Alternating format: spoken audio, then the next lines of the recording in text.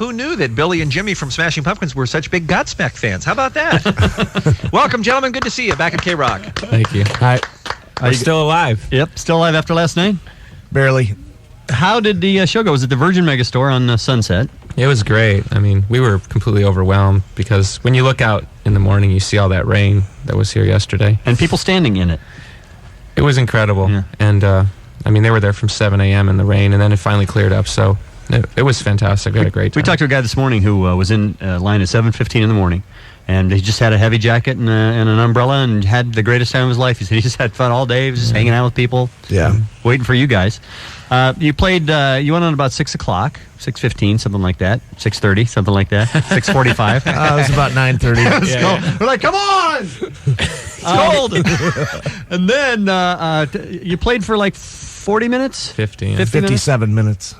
And okay, very good. you want to talk about them trying to close you down? What was the story with that? Yeah, they tried to literally, like, I don't know, I'm being symbolic, but there was like a cord in the wall, and some woman, tried to yank the cord. Was she the woman with the hat with the bow? Yeah, I think so. She was running around crazy that whole show. Yeah, she literally had like a conniption, and no disrespect to her or the place. I thought the thing went great. The event was well produced. Was she a fire marshal or something, or what? No, she was with the store, but apparently people in the theaters were complaining. But I mean, it seems to me that's going to happen. You'd think we wondered if anybody was up in the theaters at the Sunset 5 watching a movie. You'd think they'd put a sign up saying loud music, or you would just think somebody, us or the record company or somebody would just buy out a block of the movies just to keep everybody happy. Yeah. So after about 45 minutes, I started getting that kind of, with the throat. Yeah. Like, stop. And and all the fans who waited there since 7 o'clock in the morning want you to go as long as you want to go. We would have played probably about an hour and a half. So we're put in a kind of difficult position between possibly causing a riot and satiating the fans' stuff. Right. And it's very dangerous. It's you've got a lot of people been outside all day, so we were put in a very awkward position. Sure.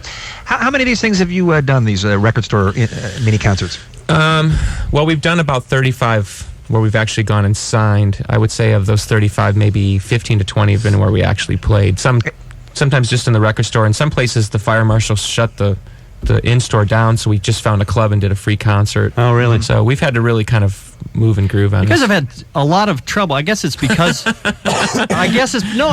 you were trying to do the free show in the park, Chicago, all that kind of stuff. I mean, you have fire marshals following you around, shutting you down everywhere you go. Well, it's. I know this may sound shocking, but people want rock and roll to be very kind of safe these days. Right. They don't want anything unpredictable. They literally want you to predict what's going to happen, and you can't. Right. And we're trying to break the boundaries of what's conventional. I know Enrique Iglesias played at in there, but the idea of putting a rock concert in there last night and doing a full-scale rock concert, I thought was pretty interesting, and I think that was part of the problem. I can't imagine the woman was running around making the cut sign while Enrique was on stage because everybody's dancing. But here was the weird thing last night. Everybody was well behaved. Everybody was really excited and having a good time. Nobody was destroying anything. There was rushing the stage, nothing like that. There was nothing going on. You'd think they would have been fine for you to play however long. And even that event could have been literally a washout yesterday with the weather and the cold. And the fact that the place was packed and everybody was in a good mood, it seems like you'd have a little more leeway. Right. Well, and I was just impressed because I know that you and Jimmy both ran the LA Marathon yesterday. I'm thinking, wow, how could they do that and then go play? Yeah, we were pretty tired, but we actually won it, but then stopped about a half a block short. Oh, is that right? Let somebody else win. We knew we could do it. We won last year. Remember? You did it really for yourselves more than the glory of actually winning. The very famous Kenyan runner Billy Corgan in our studio right here. Now, is the whole point of this is basically just it's a little giveaway to the fans saying, hey, come see me for free, but it's also to say we're back, we got the new record out, check it out. I mean, it seems to me like what you're doing is just not taken for granted that people are going to go out automatically and support the band just because you got a new record. Well, we found on the last record that we didn't get the kind of automatic support that we hoped for. Right. And I think part of that was that hurtful? Well, it wasn't an immediate sense of what happened, but then when I actually sat down and really thought about it, everything that the band had always been about being very close to its fan base, we'd gotten so big that we'd lost sight of that, and we started to kind of take that for granted. So on this album, we weren't going to take anything for granted. And, this station in particular, we've always had great support from, so I have no complaint here. But, a lot of stations kind of turned their back on us, unnamed networks and things. Suddenly it was like, we don't need you anymore. We're not even willing to help you. And we were put in a very awkward position. And it was like suddenly everything the band represented, its connection to its fans and kind of raging across the earth, was like there was nothing there. Right. And, you start to look desperate if you start trying to grasp for straws. Mm-hmm. So we weren't taking anything for granted. If all we get out of this is just like reconnecting with our fans, we're fine. We're happy. We've been through so much. We don't, the rest is fine. Whatever, it comes or it doesn't. Do you have some sort of a number in mind that you consider that's a successful record? Because, let's face it, there are thousands and thousands of bands out there, and almost any of them would trade whatever soul they have to sell as many copies as you did of Adore. It was hardly a bad record. Yeah, it's a platinum record, so it's hard. Yeah, seriously. But for you guys, the standard was much bigger. Yeah. Well, I think that's a twofold answer. I think we've already succeeded because everybody's very excited and seems to be very interested in the record. So I think we've succeeded on that front. As far as the literal business goes, I don't think most fans care whether we sell one copy or 100, as long as they like the record. I'm sure out there somebody's got a magic number in their head of what we're supposed to sell, but you don't have a number that you'll be happy with? I think it's a feel thing, Right. Everybody around us seemed to leave, even though Adore was a platinum record, everybody around us seemed to leave with like a bitter taste in their mouth, including the band. And, you could go on forever about that, but everybody seems to be happy now. So it's a lot more positive environment and everything. So I'm so surprised to hear you say that, Billy, although I've read your statements to that effect in interviews over the past couple of years, because I thought some of your best stuff has been on Adore. There's some really just beautiful songs on that record. Yeah, it was a little bit of a diversion from some of the stuff you'd done before, but you can't make the same record 5 albums in a row. You just can't do that. Well, it's counterintuitive to ask an alternative band to stay between the lines. Right. Alternative music came out of being unpredictable and pushing boundaries, so it's almost weird to ask us to be what we used to be when we were being dangerous, but don't be dangerous anymore. Right. It doesn't work in the programming. But success kind of makes that happen to you, doesn't it? Once you become really super successful at something, now all of a sudden everybody expects you to do now you've got boxes. They want that success to continue. They want you to keep doing the same stuff. Is that frustrating, Jimmy? I think it's very unpumpkin-like to do the same thing, Right. So, but that's why I'm just saying know better at this point. What other people think about it. You think your hardcore fans don't expect that of you? No, I don't. I think they know better, and I think the record company at this point knows better as well. Was there a conscious decision to go anti-Adore when you went into the studio to make Machina? No. In a kind of nice organic way, Jimmy not being in the band, us taking a completely different approach, it really refueled our desire to go back and play loud again. Mm-hmm. It came from us. It wasn't. That was the problem by the time we got around to Adore, even if Jimmy had been in the band, we were so tired and so kind of worn out, and we felt almost kind of like there's nowhere else to go. Right. And there's this almost like, so we went back to the beginning of just playing like little kind of Cure-esque kind of songs in the bedroom, and we just started over. So this record has a lot to do with the fact that we were willing to back off it and re-find ourselves. It was, we all saw the headlines and thought, wow, what bad fortune to have Jimmy back in the fold, and now the problems with Darcy seem to be getting out of control. Was that, did that make it tense or difficult during the course of recording this new record? No, it was fine. No, it was probably the easiest and the hardest record we ever made at the same time. I think. Well, that helps us a lot, Jimmy. Thank you. What does that mean? It was thank really you for black at crystallizing some that for point, us. and then it was really white. Right, exactly. How was it the easiest? I just think it was. I just think it's the most natural record we've ever made. I don't think it's very brainy. I think it's very hearty. I think it's very of the heart as opposed to of the brain. And how was it the hardest? For me, not playing for 2 years. I really had to physically work to make this record. But physical work is easy to do because it's very routine and it's very regimented. But soul work is very natural. On the other hand. Did that make sense? It didn't make sense to me. No, I didn't get that either. I know what he means. I was looking to Billy for some. Could you tell me what time it is? You speak pumpkin, though, Billy. We don't. Yeah. We need a translator. I'm sorry. All right. Well, we'll give Jimmy a chance to regroup. Let's take a quick break because I have to pee anyway. Our guests in the studio are Billy Corgan and Jimmy Chamberlin. The new album is called Machina, Machines of God. We'll find out more about that and play something from the new record, too, when we come back on KROQ. Kevin and Bean Show, 824. Billy Corgan singing that song is in our studio along with Jimmy Chamberlin, who's playing the drums. Now, were you working hard, or was it your soul, or what was going on in that song, Jimmy? I'm sorry, what? He's going back to the last question that you confused us all on. I'm still trying to figure that one out. Billy, what's that song about, if you don't mind me asking? Is it pretty straightforward? It's a pretty just pure love song. I was actually surprised I wrote it because it's pretty hard to do that and make it a rock song. You know, it's like the two don't normally go together. Usually the love is with the sappy kind of chords and stuff. I think it's the process of songwriting is so fascinating to me and to so many people because it's just it's a skill that we just don't have. And it's always interesting to me to hear stories about how songs are written, because there are songs that you have done where you have woken up, written them down, and recorded them that day. And then there are songs, I guess, that you just labor over for years, right? Right. That song in particular, I had the chords and all the music, but I didn't have any of the melodies or anything. And then we were rehearsing right at the start of the making the album. And all the melodies just kind of came out, and I started singing just off the top of my head, who wouldn't stand inside your love, who wouldn't be the one you love. You know, I didn't even know what it meant. It just kind of came out. And then the next day I woke up in the morning and I wrote all the words in like 5 minutes. See, that pisses us off because none of us can do that. We would sit there forever but going... I couldn't explain to you why it happens Right. to me. I mean, I could literally sit and write a song consciously, but to write a beautiful song like that, I have no idea. It just happens. How many songs do they come to you all the time? Songs a lot? Yeah. How many a year would you say you write? I average probably 40 to 50 a year. Full songs. I mean, and there's lots of other little pieces and stuff, but 50 full songs, yeah. Do you save those partial images like in a little notebook or something? If you're looking for lyrics later on, you can go back to it? I tend not to stick with... No, I try not to go backwards. You know, because it's like the emotion of the day. Right. And even on this album, I started like letting myself write the same line in more than one song. Like I didn't even get hung up about, well, didn't you use that line in another song, or didn't you say that? Like, because I'm saying it in a different way in a different song. So it's a big mess, but it somehow all seems to it seems to work out. This record rocks out pretty hard in places.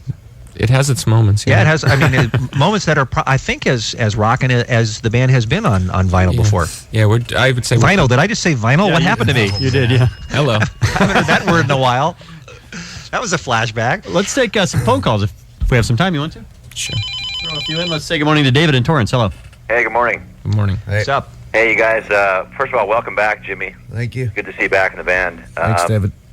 Two-part question. Talking about the success and the sound of your albums. I'm wondering, can you guys address the extent that Jimmy is involved in the songwriting process? And the second part, Butch Vig, he was on the first two albums. Being a drummer, do you think he had some, something to do with the success and sound of those albums? And are you going to work with him again? That's actually 3 parts. All right, thank you, David. Whoa. Want to tackle the Vig stuff? Yeah, I think Butch being a drummer was definitely placed a little more expectation on me, and definitely worked with the drum sound a little bit more. As a producer, Butch is a little more nitpicky than most people about drums, I think. Butch's favorite line is, I think I've heard you do that better before. In other words, do it again. Yeah. Exactly. And as far as Jimmy with the songs, Jimmy seems to kind of take the songs to a place that I wouldn't even expect. And that's the thing that kind of struck me when Jimmy came back in the band, is I'll bring in a song that's it's a good song, but it's maybe a little boring. And Jimmy seems to take it into some sort of more exciting place rhythmically or emotionally. And then I kind of feed off of that. Put more energy into it. It's strange. It's the same sort of thing we were talking about. It just seems to happen. It's nothing we ever talk about or. Right. All right, thank you, David. Hey, Thank you, David, for the call. Thank you. Hey, Jimmy, let me ask you this, and I'm certainly not going to delve into some of the past problems you've had, but you were gone from the band for a couple of years, as you mentioned. How did you guys kind of reconnect to get back to the point where you could talk about you rejoining the group again? Were you always in touch, or did you just make a call out of the blue one day, or what happened? Literally, yeah, it was just kind of out of the blue, but spiritually, I think it was more of a cosmic connection. I think it was just a matter of waiting for the stars to align. I kind of always had a feeling that we would get back together, and I know certainly Billy did as well. So, did you call him? I didn't. He called me. He called you. Well, Billy, you always said, I was tired of holding my breath. Put it that way. you always said that I mean, it broke your heart more than anything that he wasn't in the group even when he had to leave, when it was necessary for his health for him to leave. And I'm sure that you always, in a perfect world, would have wanted to welcome him back, and you were able to do that. Right. We look at. This may sound strange to people, but you look at the 2.5 years apart as probably one of the greatest things that happened to both of us. Oh, really? It brought us a deeper level of appreciation for what the Pumpkins is, what our relationship is. So even though, we probably both suffered in a weird kind of way for those 2.5 years without each other, I think that the relationship rekindled has been an amazing thing. Was it simple when you started up again, just like you left off? Yeah, it actually was. It was probably the easiest thing I've ever done. There was that second of apprehension before the first chord was struck at rehearsal, but as soon as that chord was struck, it was just like sitting in your favorite chair again. And then it was like, oh my God, we're still boring. And then I'm like, there you go. Jimmy Chamberlin, loose cannon. All right, 1-800-520-1067. Let's take another call before we have to break again. All right, let's say good morning to Kenya in Los Angeles. Hello. Hi. I just want to say hi, Billy. Hi, Jimmy. Hi. Hi, honey. Hi, I just want to thank you guys for the awesome show you guys did and the autographs. Thank I think you guys are great. And my question is about yesterday. How does it make you guys feel to know that people waited in the rain for 10 hours just to see you guys perform? It's completely overwhelming, and the love that we've been getting from people all over the country, and yesterday in particular, because of the weather, it just blows our mind. Billy, I'd like to ask you, I gave you my red baby shoe. Right. Are you gonna? I was kind of trying to understand what that meant. I was gonna tell you it's because it means so much to me, for someone who means so much to me. Oh, okay. Do you have a baby? You do? No, do you have a baby? Oh, no, I don't have. It's my baby shoe. It's my. Oh, it's your baby shoe from when you were a kid. I thought it was some sort of You're my dad. You're God told me to give you a baby shoe. I thought I was going to turn into a paternity suit in a moment. I thought. And I don't know. I was just sorry because I asked you for a kiss, and I kind of turned. Yes, you did. Yes, you did. Really? She kind of attacked me. Oh yeah. But you're beautiful, and thank you. Again, we can't thank everybody enough. You guys are so great. Thanks, honey. Thank you, Kenya. We appreciate the call. Thank you. Yeah, my baby was born and he was bald, and I thought he must be yours. What's the deal with that? Could you guys stick around for one more? Sure, of Take course. another quick break. We'll come back. We'll talk about the Smashing Pumpkins tour and when they might come through Southern California. I'm sorry. I got that wrong. We got a again. new Jack swing. Yeah, we're looking forward to that. Billy and Jimmy from Pumpkins are here. The new album is called Machina. We'll get back to that in your phone calls in a moment. I don't know how long you guys are in town for, but Phil Jackson and your Los Angeles Lakers are playing this afternoon. Is that football? Yeah, right. Well, I know you're a big basketball fan, Billy. Maybe you ought to check them out while you're here. You got a day off, No, actually, we're going to San Francisco today. Do you still follow the Bulls? Yeah, casually. I'm waiting for them to actually spend money so that we can have an NBA team again. Right. I don't quite understand why he keeps waiting to go on. I think he's waiting on Tim Duncan. That seems to be the... Oh, is that right? Yeah. He's going to go full hog after Tim Duncan. That seems to be the move. Not a bad guy to go after. No, he's fantastic. Did you follow the Lakers when Phil came here? Yeah. Because of Phil? Right. Because in Chicago, the rap on Phil Jackson was always that he wasn't really that good a coach. And I think now everyone's seeing how amazing a coach is. Why do you think people said that? Just because the team was so good? I mean, why would people They just knock figured him? that anyone could walk in with that kind of talent and make them win, I guess. It's, I don't know. I don't understand the mentality of the media alone. And, it's interesting to watch how the media treats sports players, because I know enough sports players to know how they perceive it versus how we get treated. How different is it? What's the... They actually kiss a little more butt in sports. Oh, is that right? Yeah, because they're worried about needing a guy 8 or 9 years from now. Right. In the media, especially in music, they think you're going to be gone in 2 years, so they don't care. Really? It's funny because you do see, like you were saying, the support on your last album kind of dissipated. Yeah. A lot of the people who supported you just went away. It's like as long as you're hot, everything's fine, but the second you're gone. Yeah, it's Move fine. on. You know what, though? It's rock and roll, and there's something about the tension and the heat and the freakiness of the whole thing that actually seems to bring the best out of you if you let it. Right. You know, even since the last time we had you on the show, Billy, it is incredible what has become of pop music. I mean, you can't get away from the NSYNC and the Britney Spears and the Backstreet Boys. It really is a world designed for 14-year-old girls right now. Which how does that make you feel? It's kind of frightening and sad because it seemed like there was a revolution that had gone on, and you know, deep down when Nirvana was at the top of the charts, we all were thinking, you know, we've made it, and finally, you know, the world, our world, KROQ world, will dominate. Right. And there was a real love and excitement there, and that seems to have, like, it's like a distant memory. It went away quickly, didn't it? Well, I think it's probably how people felt in 1976 when disco was all the rage and Jimi Hendrix was a short memory. You know? Right. We're Well, basically talking the same time frame, 6 years, you know? That's right. All that means is it's coming again. We just have to wait for it. That's It's definitely coming again. I think yesterday was a prime example of the thirst that people have to want to experience a band and everything that a band represents, you know, not just a song and a dance move, but actually real people with real lives and putting that into some sort of music. I don't know. A little choreography couldn't hurt you, though, guys. You know, maybe some matching outfits. I'm just saying. A dance number or two. I know, I'm but just saying. I've got my mother's legs. It doesn't. I've been trying to get these guys to dance. That's why we kicked him out. Squeeze in a few more phone calls. 1-800-520-1067 is the number if you'd like to talk to Billy and Jimmy from the Pumpkins. Say good morning to Claudia in West Covina. Hello. Hi, Billy. Hi, honey. Good morning. Hi. Oh my God, I've been waiting for this moment for my life.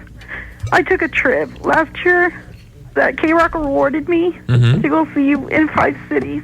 Oh, you were on that. Yeah, and I didn't even get to meet you. Really? I did an autograph, and I was there yesterday, and I didn't get an autograph yesterday either, but... Okay, I'll tell you what. See you. Okay, hold on. We'll after we get off the phone with you, we'll put you on hold and we'll send you an autograph. Oh my God, are you serious? Yeah. Oh my God, thank you so much. You're welcome. Don't worry about it. I've been following you since Gish. Okay, honey. Don't worry about it. It's all good. Your songs have gotten me through so many hard times. Did you hear a lot from a lot of fans of yours? Is the hard times they seem to identify with? Yeah. I think a lot of people go through hard times. It's life, you know. Music is one of the only things that you can turn to when you're. Yeah. Shame on a door. Depressed. I've just heard that so many times. Don't worry about it. It's all good. It's all good. You hold on, Claudia. We're going to send you an autograph, okay? Oh Okay. my God, thank you so much. Right. Thank you, honey. All right. What does someone do with an autograph that at this point? I mean, what will she do that will make that autograph worthwhile for her? I believe eBay. They'll sell it on eBay. That's exactly what I was thinking. Hey, everybody can use an extra $100. Come I love on. you so much, and if I had something I could sell on eBay, it would make my love so much sweeter. We're gonna send that to you, Claudia. Don't disappear. Valerie in La Puente. Hello. Hi, first of all, I'd just like to say I feel really bad for that girl because I know just how it feels, but I don't want to freak out. And I'd just like to say, Billy, I love you a lot. Love you too. It was my birthday yesterday, and I couldn't get out to the concert, but oh well. Well, this might be a good time before you ask your question, Valerie, to tell everybody when you're coming back through Southern California, so Valerie can get tickets for that Right. show. Okay. Now we're not quite for sure 100%, but we have down here Saturday the 20th of May And then and the 23rd of May at the Universal Amphitheater. So 2 shows. Oh, that's cool because I've been trying to meet you since I was 7. Well, there you go. Late May, Universal Amphitheater's the way it looks now. Keep listening. We'll update you. Okay, I was wondering, how is there any way to get a hold of those new videos off the new album? Because I never see them on MTV, and Right. Elaine is going to be in one of them. I'd really like to check out how that goes. Right. Well, the new video that's coming out, I think, is going to premiere on May 9th or March 9th. What month are we? in? March. Yeah. March. See, Okay. you can tell where we're at. Yeah. So that hasn't come out yet. So. Oh. So that's just this coming March 9th Thursday. is it's gonna Thursday, premiere. Yeah. And where's that going to be? On TRL they'll premiere it? We're going to do some sort of live MTV thingy. We're going to play, and I think they're going to premiere the new video. So. Okay. There you go. Okay, thank you so Okay, much. thank I you. really extra love you so much. Okay. Thank you. Thank you, Valerie. I still have to meet you, though. It's still my goal. Okay. Thank you, Valerie. Has your relationship with doing videos changed over the years, having now put a large number of them behind you? Right. It seems that the kind of the fine art of making the video is diminished. People seem to make videos more for kind of an attention-getting thing. I know that's kind of the basic idea, but the art of it seems to kind of gone off a little bit.